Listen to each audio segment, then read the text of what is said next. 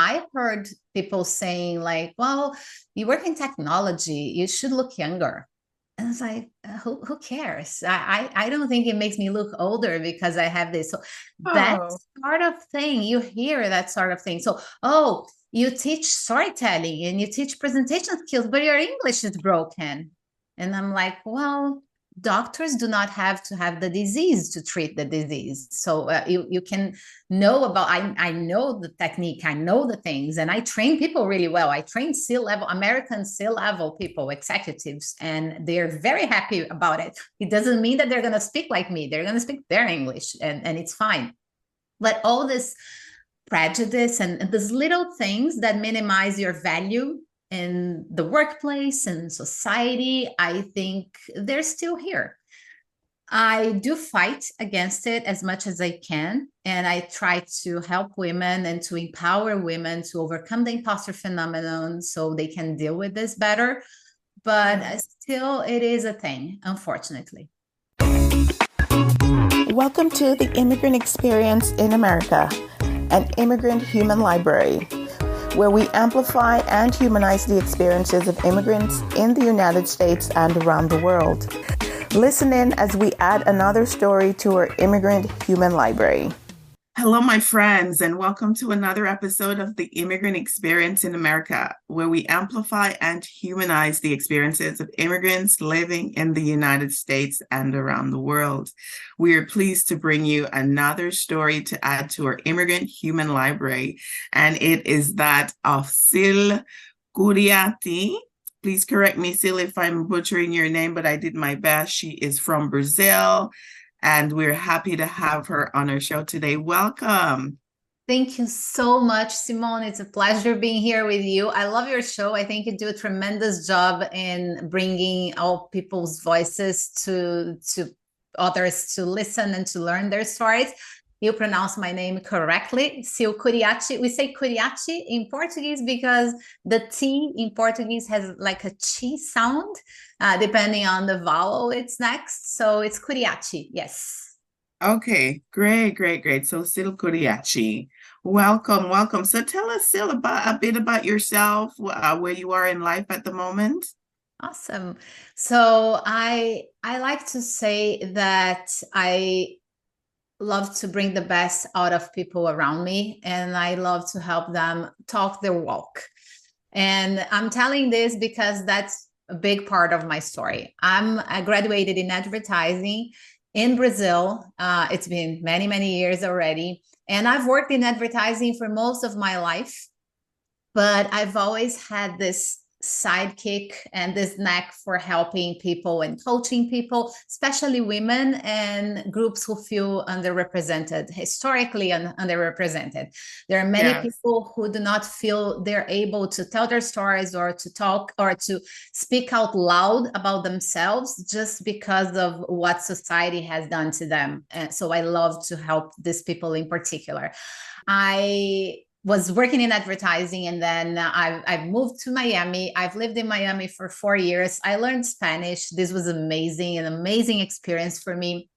Then I got back to Brazil after 4 years, and I joined Google in 2015, where I stayed up until January this year. So I was in Google Brazil, then Google Mountain View, where I was invited to become an evangelist. The evangelists at Google are the people who are trained to speak publicly and to talk with Fortune 500 companies. So I was lucky to be one of the 55 evangelists out of 100,000 people there. And then I moved to New York with a global role in Google. But all the time while I was doing my day job as an executive, advertising executive, I had this thing on the side that was coaching women, especially on self-promoting and talking and public speaking and presentation skills. So this year, I decided that, well, last year, actually, I opened my own company, Story. And this year I decided that's what I should do for a living. I should quit my corporate life and the comforts of having a health insurance and a salary every month to become an entrepreneur in the US. I'm living in New Jersey now. I came to New York Okay. I'm in New Jersey, and that's what I do now for a living, and I absolutely love it. Awesome. That's so cool of your time with Google. I'm looking forward to hearing more about that journey. So Yeah. interesting. So give us a taste for what life is like in Brazil. I tell you, with a previous place that I worked with, I had it on my list and I wanted to get posted to Brazil. Didn't actually work out, but it's on my list. Carnaval and all the vibrancy of that country. So give us for a sense for what you did when you were growing up, fun things you did, what is the culture like, why should we go to Brazil? Well, Brazil, you're absolutely correct, Simone. Brazil is a very vibrant country, and I do miss this vibrancy. It's obviously things have changed a lot, and politics are not as great as it should in Brazil. So there are many things that's been happening throughout the years that I don't feel safe there anymore. That's one of the reasons why I came to the US. But setting this aside, I can tell you that I'm passionate about the multicultural and the variety of possibilities in Brazil.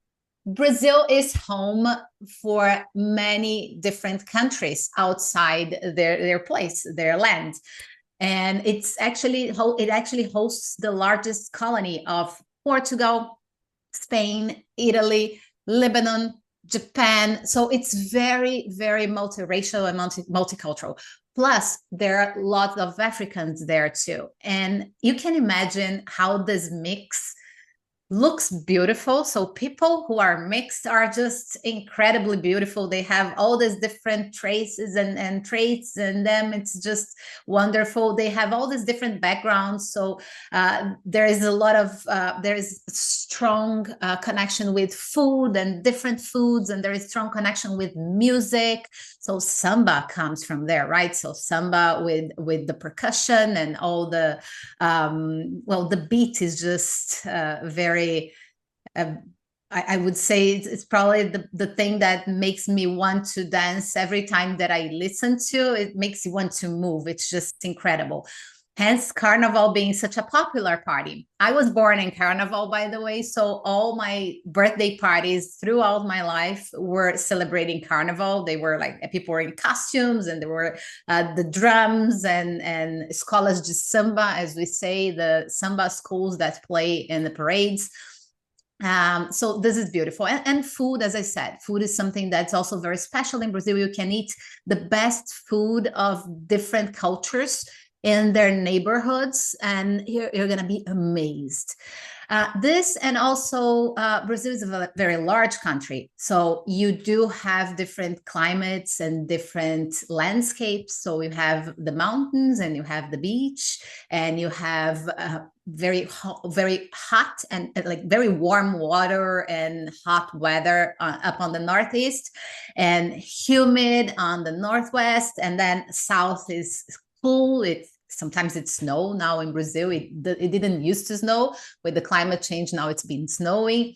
But we are very blessed with nature as well there. And I think it's worth a visit and worth it a tour like around the different parts of Brazil, because you will notice like different accents, different it's just very magical to see the different people, and it's just beautiful.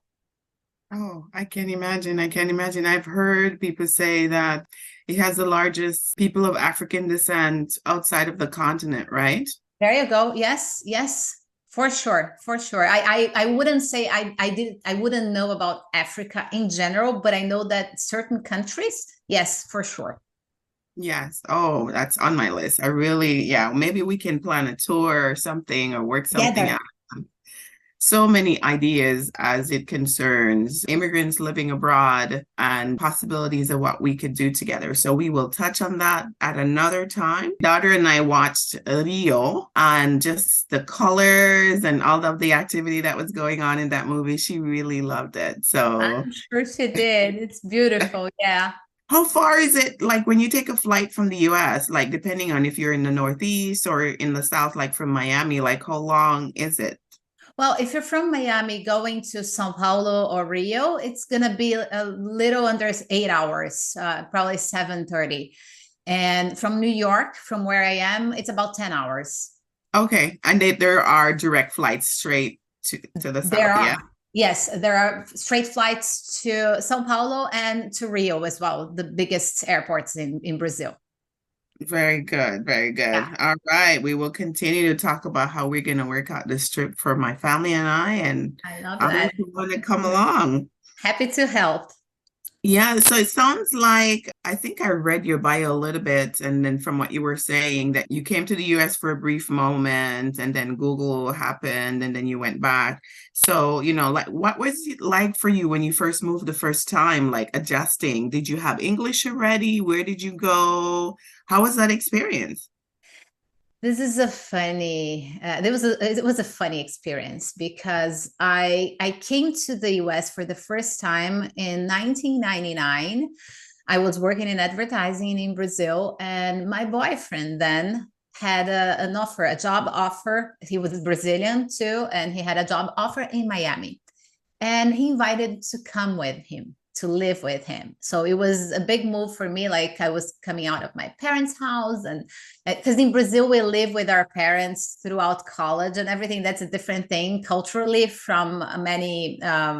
Well, from America for sure, people leave their homes and their parents when they're going to college. In Brazil, no, you spend college in your parents' house usually, or only if you're gonna leave, if you're gonna go to college somewhere else, it's fine. Otherwise, you're home. So I was leaving my parents' home and moving in with someone and moving countries. And I came to the US with English, but very broken English, I would say, because it was English from school, right? So I used to take some classes, extra classes, so I could understand basically everything, but sometimes I would feel ashamed of speaking, and I was more shy and all that. Interestingly enough, I actually noticed that people would not address me in English in Miami. Well, Miami is a beach place, and I would go to the beach every day if I could. So I was looking very tan in general. So with a darker skin and some Latina looks, people would address me in Spanish, and I did not speak a word in Spanish. A word. It was just ridiculous. I knew, like, well, not speaking a word. It's not true, but I would know little things. And we say that we speak Portuñol, like Spanglish. We say that we speak Portuñol in Brazil. So, wow, if you speak Portuguese with Hispanic, they will understand you. You assume that's correct, which is not, right? So I decided to practice my Spanish, and I got really good at it. I was speaking Spanish with different accents because I had friends from Argentina, from Peru, from Chile, from Nicaragua, from many different places. So they would speak with me, and I would learn their style. And that was a fun thing that happened to me then. I worked in advertising in Miami, and it was incredible, great experience. I fell in love with the US mostly because I felt safe here.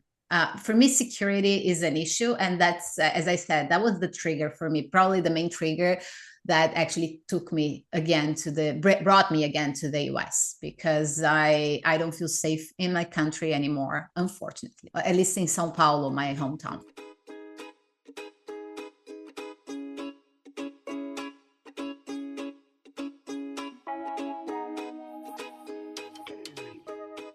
Yeah. So I stayed there for 4 years. It was amazing. Then we broke up, and I went back to Brazil. Oh, one thing that was probably the highlight of my time in Miami is that I took up ballroom dancing, and I started to practice like 6 times a week, 3 hours a day, and I became really good at it. I was competing in amateur competitions, but I was competing 11 categories. I was like so happy. And when I got back to Brazil, it was probably the thing that I missed the most. Then a lot of things happened throughout the years. I got back to Brazil in 2004. So for 11 years, I was doing something else until I got to Google in 2015. And with Google, my international career ramped up again. Okay. And then you came back to New York. And then I came back at first to California. So first I came to Mountain View, to the headquarters, to be trained as an evangelist. And while in California, I got this offer in New York. And I was like, yeah, New York. I would love to live in New York. And then we came to New York. My husband came with me. And we were there until the pandemic hit. When the pandemic hit, we decided to get a place with outdoor space that we could have some sanity. And we bought a house in New Jersey. So here I am. Oh, okay. Yeah, New Jersey's nice. I lived in Philly there for a short stint before moving to the Atlanta area. Cherry Hill was a big deal over there. Yeah. And then we drove to New York. It's such a vibrant spot there. Just so much going on, and culture and energy and languages. So yeah, I get that. And no, it's been amazing. I mean, I love living in this area, and I love the ability to go to New York every time I want. So I have meetings there, and I go like every week. I'm in Manhattan. But having the space, like I have a forest, I'm overlooking a forest in the back of my house. It's just beautiful. It's a blessing. Yes. Oh, wow. Wow. Yes. It's beautiful down here in the South too. So if you can find that in the Northeast and being so close to the coast and all the culture and all the food that you can find, hey, best of both worlds. I get that. I should go visit. Yes. But you're welcome for me to show you around. It's really nice down here. Nature. But you mentioned the word evangelist, and so it's quite an interesting word for Google to use. But I guess, of course, Google, of course, right? Meaning of things, and they're behind all of that. But I get a religious sense when I hear the word evangelist, like immediately. And so I'm wondering, like, how did they come to bring in that word to call their people evangelists? Like, give us a sense for that. This is so funny because every time I talk about being an evangelist, I kind of add, well, not the type that carries a Bible around preaching to people. That's not what we do. I find the expression odd too, but it's something that in the advertising industry is fairly common. When we talk about people who actually present things, and people who actually talk about different types of businesses where they can add value from different sorts of areas, not in particular selling anything. It's not that I'm selling a product to you. I'm talking business. I'm evangelizing you into the concept of transformation, for example. So it goes very well with the idea of business transformation, digitization of businesses, and all that. It's the sort of context that it applies. Oh, interesting. All right. So it's pretty used in that space. Give us a sense then for some of the challenges that you had adjusting to life here, apart from having to learn English and then adapting to the Spanish speaking population. Like, what are some other things as you started working and really just being yourself and trying to be your authentic Brazilian immigrant self? I think it's not easy to be a woman anywhere in the world. And I do think it's getting better though, but I don't think it's easy for us to be a woman, to be a business leader, to be an executive. The world is still ruled by men. And being a woman and having all the other layers and the intersectionalities, as we call, so let's say being Black, or being a woman and being a Latina, being a woman, being a Latina, and over 45. These are all the layers that I carry. So I identify as a woman, as a Latina, as a woman of 46 years old. So all these things. And very importantly, as we talk about my podcast, plus that intersection of also being an immigrant and someone with an accent. Yeah. This is perfect. This is very well put. So I'm a Latina because I come from Latin America, but I do not identify as Hispanic, although big part of my heritage comes from Spain. So one side of my family, my mom's side, comes from Spain and Portugal. And the other side, my dad's, comes from Lebanon and Syria. So I do have the Arabic. So also the Arabic components that I do have a tattoo here is not welcome everywhere in the US. So having the Arabic thing, having the accent, being a Latina, speaking broken English, because although I'm here and I speak English every day, sometimes I miss words, I mispronounce words, and this still happens. And I made peace with it. Because if I did not, that would be really hard for me to carry my work and to even run my company, right? I don't feel ashamed by it anymore. I feel like if I speak broken English, it's because I speak other languages too, and I speak Spanish and I speak Portuguese, so I speak three languages more than most Americans in general. So Yeah. I'm fine with this now, but me being fine with it does not mean it's easier for me, because people can be hard on you just because of all these things.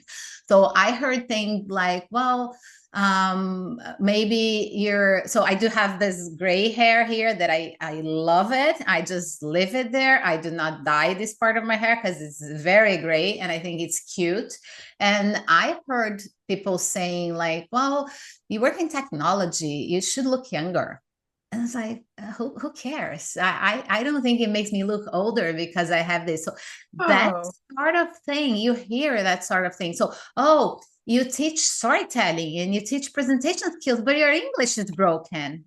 And I'm like, well, doctors do not have to have the disease to treat the disease. So you can know about, I know the technique, I know the things, and I train people really well. I train American C-level people, executives, and they're very happy about it. It doesn't mean that they're going to speak like me. They're going to speak their English, and it's fine.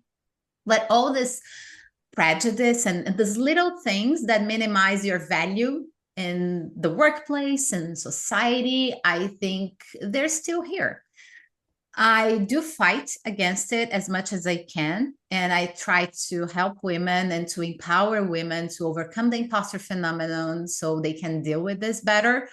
But still, it is a thing, unfortunately.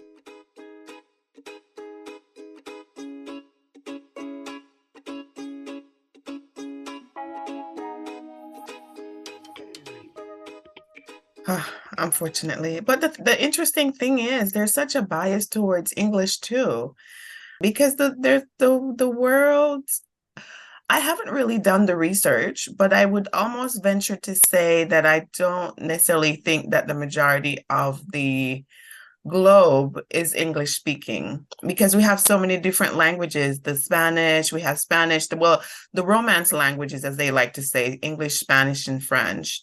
And then you have so many other native tongues of people from so many different places. So it's so interesting that you're basically being told, like, if you don't speak English, that you can't have this profession. There's plenty of people who will be happy to tell their stories in Portuguese, in Spanish. There's so many audiences that you can speak to. You don't have to always use English. So it's so interesting in this immigrant experience, what you find, like some of the biases that come out when you deal with English speakers and people here in the US. It's just amazing to me sometimes. Very well put, Simone. I mean, most of my clientele does not come from the US. They are immigrants here, or they are in different countries working with the US, with an American company, or working with American teams for some reason. And I do help them bridge the gap, because there is a cultural gap also in the style, the way you self-promote. As Latinas, for example, we come from a more communal culture. We are more collective. And we talk about we, and we use a lot of the we pronoun and us and ours, as opposed to Americans who are very individualistic. And in the spectrum between collectivist cultures and individualistic cultures, the US is on the top of the individualistic culture, which means that it does not mean that the Americans do not value teamwork or anything like that. It means that Americans value the authentic self-promotion. For them is when you talk about me. I'm talking about me. I did this. I led that. I'm the owner of whatever. So I do things. And if you self-promote like that in an American company, your chances of being promoted and getting a salary raise and being more exposed, they increase. as opposed to Latinas, especially women, Latinas in general. We are perceived as angry, as too aggressive. And on the collectivist side, we talk about we a lot. So, oh, my team did this and that. And an American would ask me, okay, but what was your role in this thing? Oh, I helped them. No, you led them. You are the leader. You have to learn that sort of thing. So I help to go back to your question. I help people to bridge this gap and to make these connections, and also feel more confident about broken English or about their own language and how they can self-promote in their own language and how they can use these two languages to uplift their abilities and possibilities in the company that they are, where they are. But I do have American clients too. And those are the ones who are more open-hearted, and they have an open mind to understand that, well, different cultures are beautiful and they can bring so much on the table and they can help us so much. So they like to learn from me because they understand how to connect with different teammates as well. And in the end, it's a beautiful match, but it's not everyone. I mean, I'm not generalizing here because I hate that type of thing. And overall, I feel a very good reception from Americans in general, because obviously people who reach out to me, they want to learn from me and they are interested. But there is a big chunk of the market which still feels strange from learning from a different person, a person from a different culture, I would say. Yes, right. That whole multicultural perspective is so important, I think, as you deal with people, whether it's in leadership, being able to relate to people from different places, different experiences, different languages. It's such a powerful thing this whole idea of globalization, and as we can jump on a flight and be anywhere in the world in the same day. I agree. And now with Zoom, and now with the meetings in Zoom, I mean, it's magical. Like, people don't need to travel anymore. You talk to the entire world every day. You don't need to, like, it gives you more possibilities, even if you're not in a leadership position. Usually leaders are the ones traveling. So if you're not in a leadership position, now you're still exposed to people from other cultures from all over the world. And that's beautiful. Yes. And it's, for me, I see it as one of my previous guests called it the salad bowl, right? Not necessarily the melting pot, as we like to say. But, when we bring ourselves, people like to say the US is where you come to forget who you are. And so those of us who are becoming this hybrid of the American culture and our birth countries, right, we're trying to hold on to our cultural heritage to make something like a more beautiful salad bowl, because there's so much value in how people around the world do things. And you see people who travel, and actually, when we talk about origins, and you see there's a lot of things here in the US that people implement and even market and sell. And when you travel to like the African continent, Latin America, or different countries, you see that it actually originated somewhere else, but people just bring it here and market it better to the population that's here. And now it becomes a big thing because it's now being marketed from the US. So it's so important. We all bring value to the table, right? Yeah. Which is why I'm, using this platform to show that people from different places have so much to offer. And when we see that, we're so much better for that. Yes. I agree. And I love the use of salad bowl instead of melting pot, because in a melting pot, you feel like people are blending in and they do not have their boundaries anymore. And it's all one big thing that's melted. While in a salad bowl, you do have the different colors, shapes, textures. They're still preserved, but they're mixed together, and that's beautiful. Yes, and everybody shows up there, as we're all constantly changing, evolving, growing, right? But we show up authentically as who we are with our whatever, if it's a mother tongue, if we have an accent. There's just so much beauty in that, right? Not necessarily muting that down. Absolutely. Right. And so, as you can tell, we're both in our yellows here. Yellows is part of the Brazilian flag, that black, green, and gold from the Jamaican flag. We love yellow. We love vibrancy. We love the sun. You can see the tones in my skin, in my hair, everywhere. We embrace that. This is part of Yes. who we are. There's nothing to be ashamed of. At times, negative tones of messaging about, whether, having color in your skin or, the way you express yourself.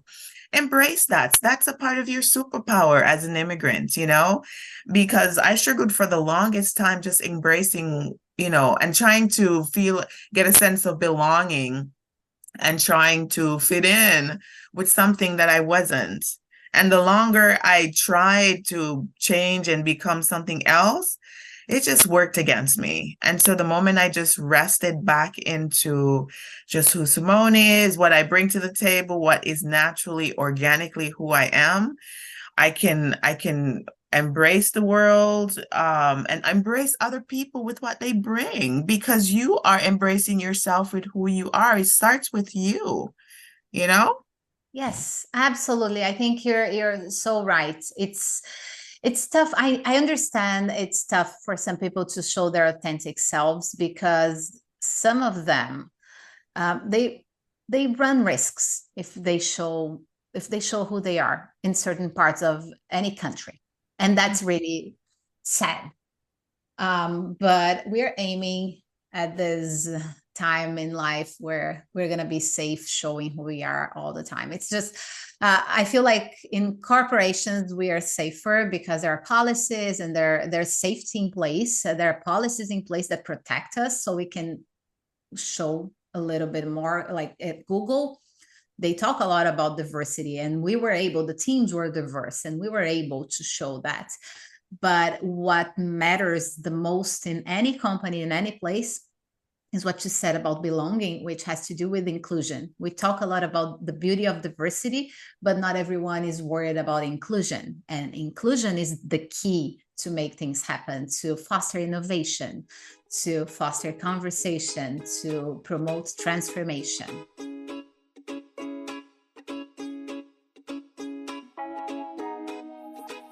Powerful, powerful, powerful.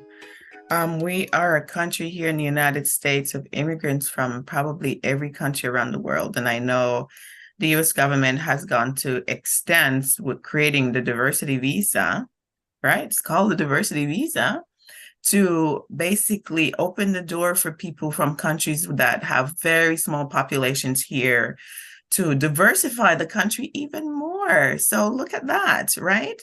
So I'm just embracing all of it. I love it, love it, love it. So Sil, I'm wondering, how do you manage, or, the pressures of being, I would probably not knowing deeply about your background, whether you would be considered a first generation immigrant. So how do you balance some of the pressures of what life is like in Brazil versus what life is like and who you're becoming? So have you really changed throughout the time you've been here? And how do you then relate to people back in your country who are saying, like, Sil is not the same person we know? Like, where's our Sil? It happens, right? And we don't even know why. It's more clear in evidence just because we move countries and people spend like the year sometimes without seeing you. So when they see you again, they're like, oh my gosh, it's kind of shocking. But it feels to me. So I would start by citing an Egyptian writer, Naguib Mahfouz. He says that home is the place where our need to live ceases, our need to live erases. We feel like, well, here is home. I do feel like that today in the US, but I don't know if tomorrow I can say the same thing. Maybe I will change. And I felt like I was home in Brazil when I lived there, and now I don't anymore. It's funny to say this, but when I go back home, it doesn't feel like home. It feels like I'm a visitor. I'm almost a tourist. And although the familiarity of the food and the smells and the scent and the sights and everything warms my heart, it does not feel home anymore. I cannot explain why these things happen. I am a first generation immigrant, and all my family is there. I'm here with my husband, but I have siblings there. I have my parents there, and cousins and aunts and uncles, and I miss them. I miss the people. So we try to be in contact and stay in contact through WhatsApp. So WhatsApp is big in Brazil. And so it's our text message, but with a lot of pictures, a lot of videos. So my nephews, they send videos, and there's a baby, and my brother sends videos. So I can kind of follow through on their growing up and how they're being raised and all these things, which I miss deeply. But I think that the balance to me is more like I need to keep my sanity and stay where I feel like home, and then go back as much as I can to see the people I love. Because I met a lot of people who I love today here in the US, but it's not the same. The people back in Brazil, they're the ones who I have connection with. They saw me. I have friendships from 30 years, 40 years, 40 years even. I have friends from 40 years. We were 6 when we met. Yeah. And this we miss because it's hard to find the same connection as we grow older, right? We find connection in certain points of life, but people who you met when you were children and when you're teenagers and they grew up with you, even though they can take different paths and different journeys in life, there is still this bonding thing. There is still this connection that we cannot explain. It's love. It's something else. Yes. So you mentioned a few times that you no longer felt safe in São Paulo. And I'm wondering, what's going on in the country? Because, we don't really get a lot of international news unless we actually seek it out here in the US. It's not really in the general headlines that we're seeing. It's news is very local here. And like, what's going on in Brazil? Because I thought the country was considered somewhat stable, economically okay. I know Venezuela has, things have turned really badly there. But what's going on in Brazil? Brazil, we had elections, presidential elections in the end of last year. And now we have Lula back in charge. Before that, we had Bolsonaro for 4 years, and it was when education budgets were decreased. It was when taxation over guns were decreased as well, so people were buying more guns. Food was very expensive. So you can imagine a country where there is hunger, there is no education, and you can buy guns. That actually summarizes what's happened in Brazil for the past 4 years, and now it needs to be fixed. And it's a lot of work. So there is a lot of violence. There are people, we used to have like pickpocketing in Brazil. Now there are people with guns at 6 p.m. on the corner of your house in a nice neighborhood, waiting for you to pass, and they're going to rob your cell phone. Yeah. Cell phones are a big thing there, because in cell phones you carry your apps and you have your bank account and you have your cards, so they make you unlock and use it, and that's scary. That happens more often than it used to. I think it's great news that we do not see all this bad news here in the US, because I don't think people should be scared of going there, but you definitely should watch out. Yes. Me living there was a trigger, and maybe because I'm very sensitive to that sort of thing. So I saw some robberies, I saw some things happening, and there were bad things happening to people I love, and that scares me. And because I'm that type of person, because I have friends, and I was with 3 friends yesterday who love going to Brazil. They love to visit Brazil all the time, and they love to spend as much time as they can, and they feel nice, and they do things. And I'm like, I'm scared. That's me. So I don't want people to feel like because Sil thinks that way, it's happening all over. It's not. It's still nice. You can go there, you can visit, you can have fun.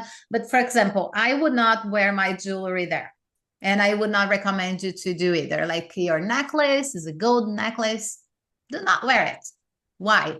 Don't run the risk. Just be smart. You have to be street smart in Brazil. That's it. Yes, no, I get that. And it's the same advice that I would give people for going to Jamaica too. There's mixed reviews, but I visited in November last year. I was there in June, and I feel safe. We rented a car and we were all over the place driving around, and we had no issues, right? But if you Google travel, right, then you would be concerned with going. But so it's always kind of a mix. Every country has its issues with crime and violence, and the government is constantly trying to get it under control. But as you say, when there's inequality in societies and there's other imbalances with things, then it shows up, you know?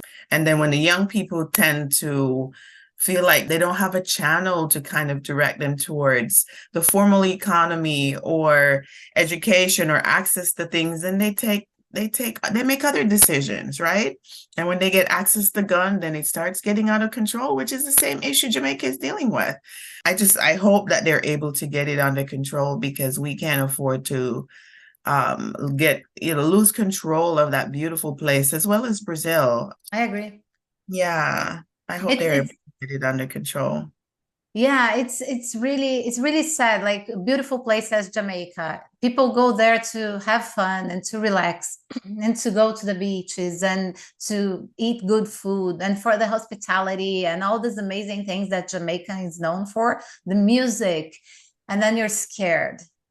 It should not happen, but as you pointed out, it's happening everywhere. All countries have it nowadays. So we see this happening in the US as well. And when I first lived here in 2000, it was not like that. It was much safer than it is today.